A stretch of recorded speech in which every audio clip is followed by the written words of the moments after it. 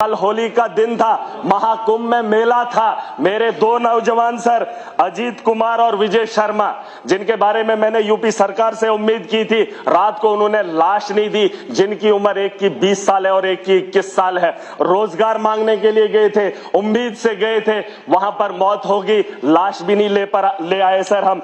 मैं कहना चाहता हूं लेबर के बारे में कि इनके वेजेस को यहां पर बढ़ाया जाना चाहिए। हमारे यहां कश्मीर की कंपनी, कश्मीर के अंदर जो कंपनी काम कर रही है, प्रोजेक्ट बना रही है, वहां पर अगर 40,000 या 30,000 एक लेबर को तनख्वाह मिलती है, सैलरी सर, और वहीं हमारे खिताई चनाब के अंदर, जम्मू डिवीजन के अंदर कुछ लोग ठेकेदारी कर रहे हैं और वही कंपनी, वही काम, वही प्रोजेक्ट, और उस आदमी को 15,000 दिया जा रहा है। 25,000 का घोटाला, ऊपर से ठेकेदारी हो रही है। मेरे पास सारे सबूत हैं, मैं इस ऐवान में उन्हें जमा भी करूंगा, एजेंसीज को भी दूंगा। कहां से हमारा जो है नौजवान सर तरक्की करेगा, कहां से हमारा जम्मू कश्मीर खुशहाली की ओर बढ़ेगा। जहां के नौजवान काम भी करता है, उससे उसका कमाया हुआ रोजगार भी छीना जा रहा है। आप लेबर और एम्प्लॉयमेंट की बात क्या ही करें।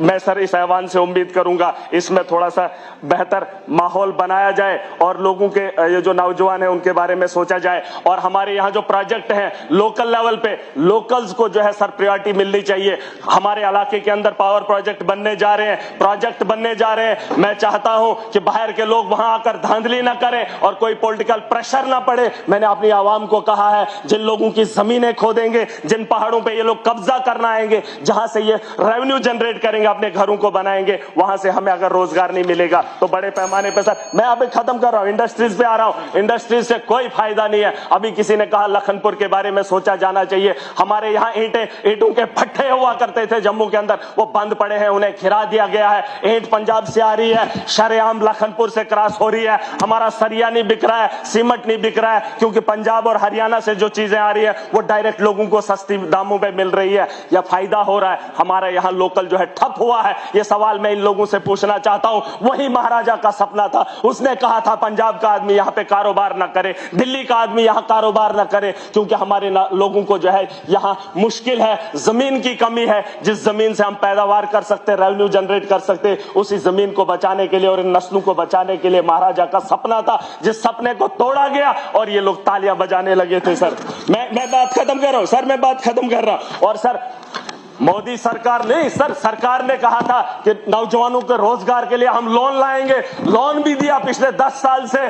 सर पैसा बांटा जा रहा है, बताया था कि ये लोग सब्सिडी देंगे, उन लोगों ने वो पैसा वापस भी किया, उनकी सब्सिडी नहीं आई, डिप्रेशन का शिकार है, ना लोन अदा कर पा रहे, उस उम्मीद में है कि हमारा पैसा कब वापस आएगा। सर बात खत्म ही करूंगा, सर बात खत्म ही करूंगा। मैं चाहूंगा इन लोगों को बता दो सर इन्होंने कठुआ के अंदर बीजेपी का कार्यालय बन रहा है, जो इलीगल वहां पे जो कंस्ट्रक्शन हो रही है वो सरकारी जमीन पे हो रही है, और ये कह रहे हैं कि कुछ कंपनी जो है ना वहां पर जो है कब्जा कर रही है। इनके दौर में ये सारी चीजें हुई है, इनको सवाल पूछने का कोई अधिकार नहीं है। ऑटो की एम्बुलेंस कठुआ में चल रही है, जिसकी स्पीड 30 किलोमीटर है, 30 किलोमीटर है सर, उसमें मरीज कब जो है जम्मू के हॉस्टल में पहुंचेगा? 30 किलोमीटर की स्पीड से जो है ये लोग नहीं चलेंगे। सर माइनिंग की बात हो रही है सर, लोकल लेवल पे टेंडर कराने बड़े जरूरी है और एक टीम बनाई जानी चाहिए जो रॉयल्टी ले, और रॉयल्टी के अंदर बहुत धांधली है। मैं चाहता हूं डिप्टी सीएम के नोटिस में ये बात लाना चाहूंगा, रॉयल्टी देखने वाली एक टीम हो ताकि उससे रेवेन्यू जनरेट किया जाए, क्योंकि पिछले 4-5 साल में रॉयल्टी में जो धांधली हुई है आप अंदाजा नहीं कर सकते हैं। मैं उसमें आरटीआई लगाने वाला हूं और पता करूंगा कि इलीगल माइनिंग या माइनिंग जो लीगलाइज है उससे रॉयल्टी कितनी उठाई गई है।